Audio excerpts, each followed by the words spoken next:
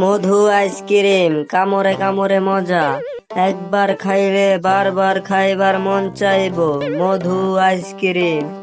আমাদের এই আইসক্রিমে আছে ময় মশলা, সেহরি, হজের ফাঁকি, এলাচ আরো ইত্যাদি গুণবালিক জিনিস রয়েছে এই আইসক্রিমে।